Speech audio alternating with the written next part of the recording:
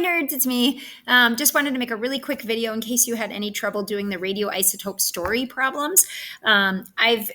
I do this in a really simple math way, like using fifth grade math, just so you get the idea about how radioisotopes work. But the reality is the real math is a lot more difficult.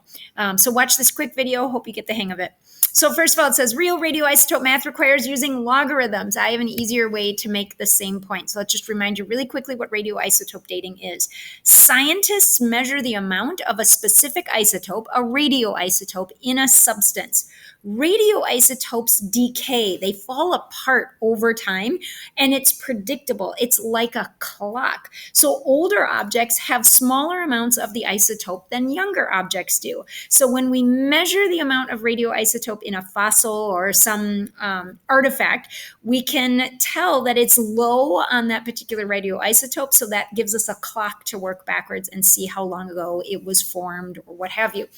The clock is referred to as a half-life. So the half-life is the amount of time it takes for half of the radioisotopes originally present to decay. I'll give you a super stupid idea. Let's say you had 10 carbon-14 atoms. After 5,730 years, you would have 5 carbon-14 atoms, and that's because 5,730 is its half-life. So if you take a look at this, let me get my image out of the way. There we go. There are some half-lives that are used for radioisotope dating. Carbon-14 is really good for things that are fairly recent in time. So looking at human remains or things that haven't happened. I think they say less than 60,000 years ago. That's what carbon-14 is good for. And that's because it has a fairly short half-life. Thorium-230 has a half-life of about 75,000. Then if you start looking at other like rocks and that kind of thing, potassium-40 has a more than a billion-year half-life, and uranium has more than a 4 billion-year half-life. You can imagine that they would be using potassium or uranium to date things in the universe, to date our planet, how old our planet is, that kind of thing. Whereas for a human being, we've only been on this planet for a short time, so we're going to use something like carbon-14. All right, so this is where I want to show you an example, and for some reason it's not moving. Give me a second. There we go, of how to do this really simple math. So imagine that paleontologists, this is my fifth grade level math. Imagine that paleontologists want to know how old the remains of a giant sloth are. They decide to analyze the amount of thorium-238 found in the remains and compare it to similar animals alive today. So if the giant sloth, I'm going to make this so simplistic, but it gives you the idea. Let's say the giant sloth should have weighed 2,000 pounds. If we look today at an animal that weighs 2,000 pounds, I don't know, do elephants weigh 2,000 pounds? Let's say they do. We can look at how much thorium an elephant, this is all bad, but you're getting the idea, how much thorium an elephant that size should have if it were alive today.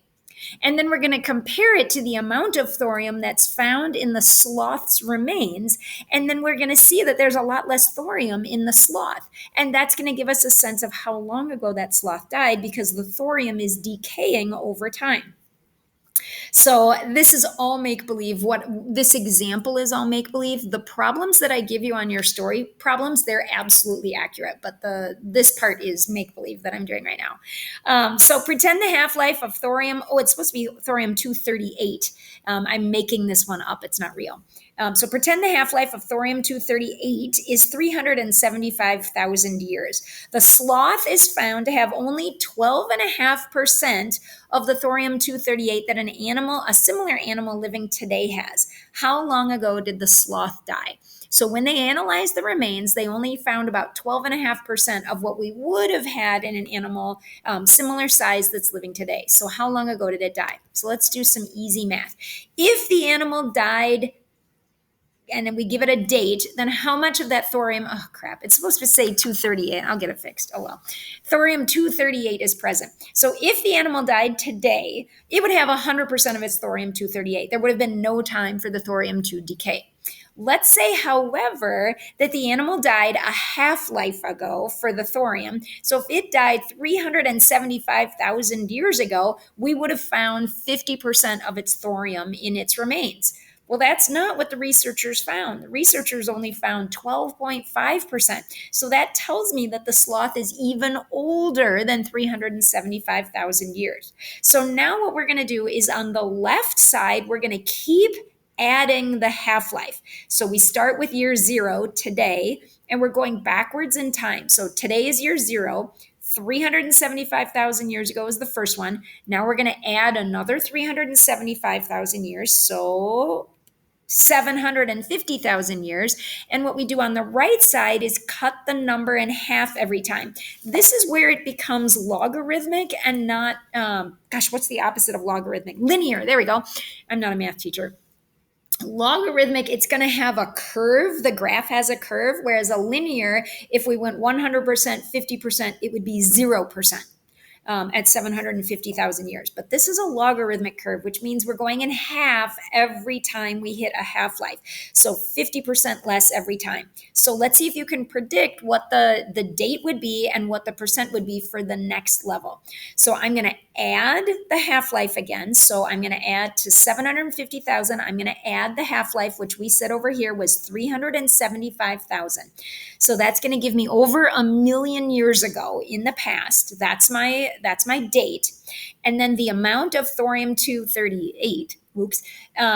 So we did 100. Half of 100 is 50. Half of 50 is 25. Half of 25 is, that's what they found, 12 and a half. 12 and a half is half of 25.